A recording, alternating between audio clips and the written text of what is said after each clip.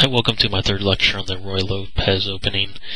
The Ruy Lopez starts out e4, e5, knight f3, knight c6, bishop b5, which is the Ruy Lopez, and then now we're discussing a6, which is the Morphy's defense, and then the move bishop a4, knight f6, white castles king side, and then the basically we already covered the two moves of knight takes e4, which is the open defense, and then b5, which is called the I call the archangel defense, which is it's actually some other Russian name, but I think that's a translation. And then what I'm going to be discussing now is the closed defense, bishop e7. Okay, the game normally continues from in the closed defense of rook to e1. White wants to defend the e4 pawn. And then now the problem is that white can actually win a pawn if black allows white to capture this knight. So black is going to play b5, the natural response of bishop to b3, and this is where we get to our first sort of fork in the road. So just to bring up the moves, here they are, and then our fork on the road is two main moves are d6 and castle kingside by black. d6 actually leads to what's called the martial attack or martial counterattack, and castling actually leads to the main line of the closed defenses, meaning we'll play several more moves and then get to another fork on the road. But first let's cover the martial attack, d6. Actually, let me back up a move. I'm pretty sure my notes are wrong and I redid them. d6, I changed this, I paused it because I recognized this error. d6 actually leads to the closed defense main line, and castling actually leads to the martial attack. So let me continue with the martial attack now. Sorry about that. So basically, black castles. And now white's idea is to actually play c3 and d4. So supporting d4 with c3, sort of a common theme we've seen. Okay, so white then will make the move c3. And now what black does is it sacrifices a pawn for an attack. So how does it do this? It actually, black plays d5. Okay, so what's going to happen now is white is going to take this pawn on d4, plays captures, e takes d5, and now the knight takes the pawn, and now this knight here will take this pawn, knight, the knight takes knight, then the rook takes, and then black will simply support this, this knight here is attacked twice, only defended once. So black defends it with c6. White will play d4. The pawn helps control the center and also frees this black bishop. But then black will play d6, attacking the rook. The rook will come back.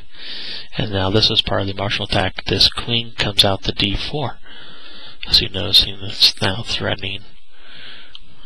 Now two pieces are lined up here. So if you look at it, what happens is that black's given away a pawn, but it's sort of lured all the defenders. Look at the king side. White's king side almost has no defenders. And now black's going to try to attack over there with its pieces. So it's an attack. It's giving up a pawn for an attack. So now white will play g3. The queen will come in. And now white plays bishop to e3. And the reason why is that black plans to play its bishop here. And we don't want any funny business with exchanges or controlling this file here. And now black will play the the bishop here.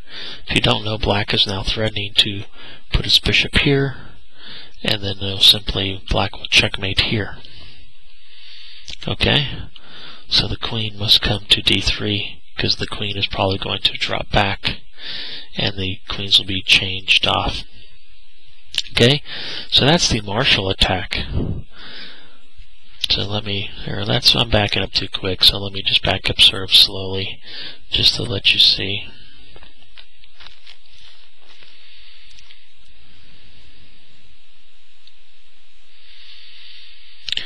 So before white made this move of c3, some white players or people playing white don't want to get in this business of the Marshall attack, and will stop it by simply playing h3.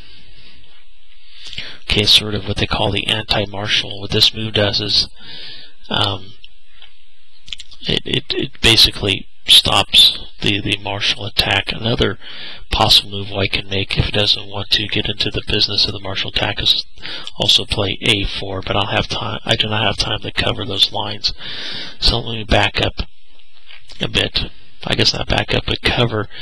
Remember I said castling and d6 were the main lines, right? Getting back to my notes here. So let's cover the main line, okay? So now black will play d6, and then since we're not really into a Marshall, just think about it. If castling is going to lead to a Marshall, this is going to lead to something else. White can continue this plan of c3, d4. So white will play c3, then castles. Okay, and now actually white will now play h3. Also, prevent any funny business of some type of, maybe someone will try a Marshall type attack, but also to prevent a pin of this knight from this bishop like this. So white will play h3, and then this is where we diverge again. The two most common moves are there, I brought them up here. So here are the opening moves. This is where we are, move 9, and knight a5, Chigorin's variation, and knight to b8, the Breyer variation. I know I'm mispronouncing these. I'm not creative pronouncing the chess variations. And then actually the other one is bishop to b7. But I'm just going to try to cover these briefly. I don't have a lot of time. So I'm going to move the knight to a5 where it attacks this bishop. And this bishop is just going to come back. Black is going to play c5, helping to control the d4 square. Okay. And white's actually just going to play d4. Okay, and then because it wants it to help try to control the center, the queen's going to come to c7, where it helps control, sort of have influence along these lines. Okay.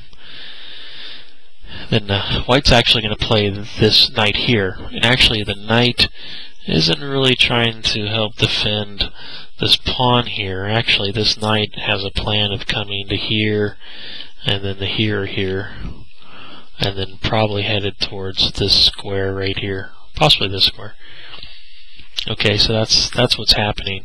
So that this knight is just going to move around first to here, and then to here. Okay, sort of making a little journey. Then usually these two pawns will trade off. Okay, so that's that variation. Here, let me just back up. So instead of knight a5, the other one is knight to b8.